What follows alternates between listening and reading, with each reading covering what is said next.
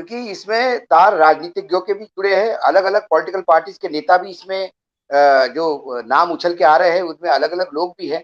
ये पैसे का लेन-देन भी था या हवाला भी था या बहुत सारी चीजें। और मुझे लगता है कि दीपक भाई एक रिक्वेस्ट है मेरी आपसे कि थोड़ा-सा हमें यदि वाक़ई हम दिल से हिंदू हैं और अब मैं जैसा आपने कहा मैं भी सुबह जब तक पूजा नहीं करता घर से निकलता नहीं।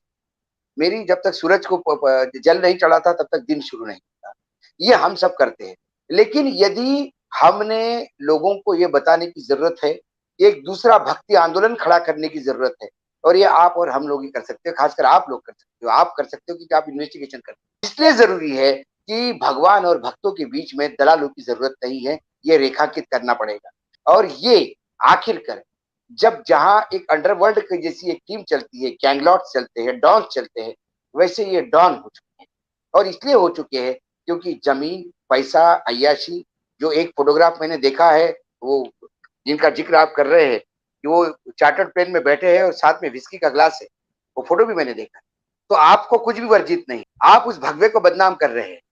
आप मेरी आस्था को ठेस पहुँचा रहे हैं। मेरा धर्म इतना कमज़ोर नहीं कि आपके जैसे कुछ दल्ले आके इस धर्म को भ्रष्ट करें और मैं कहूँ कि मेरा धर्म भ्रष्ट है। मेरी आज धर्म में उतनी ही आस्था है। मेरी आस्था और दृढ़ हो गई। मुझे ये बात समझ में आ गई कि जो भगवान और भक्तों के बीच में जो दलाल हैं, इनकी वाक़ई ज़रूरत नहीं। मतलब मैं माफ़ी चाहूँगा यदि कोई इससे आहत होंगे। आज जिन्होंने आत्महत्या की है, इन्होंने ही तो आनंद गिरी को जन्म दिया है।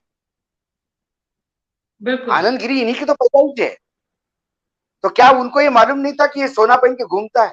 क्या उनको ये मालूम नहीं था कि ये इतनी बड़ी गाड़ी में घूमता है? क्या उनको मालूम नहीं था कि ये 5 स्टार में घूमता है और बड़े-बड़े नेताओं के साथ उठता बैठता है? वो आपका एक लाइजनिंग फ्रंट था, जिसके ताकत के ऊपर आप पूरा अपना साम्राज्य चलाते। फिर आप धर्म भूल गए। आप सब कुछ भूल गए। आप एक साम्राज्य में आ गए। यूं ही नहीं मैं बन जाता हूं। रोज पहले किरण का छोर ढूंढने निकल जाता हूं।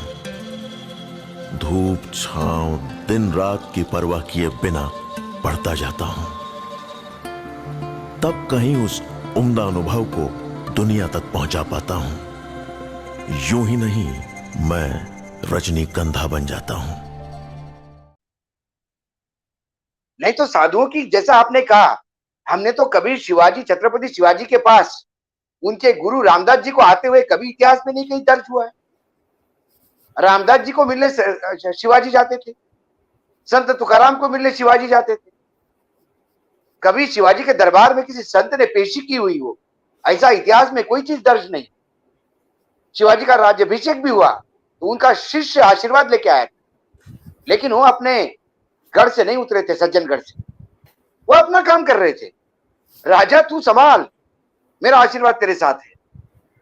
उन्होंने नहीं बोला कि मुझे जमीन भी दो, मुझे वो भी दो, मेरे को बॉडीगार्ड भी दो। या गनमैन लेके कैसे चलते हैं?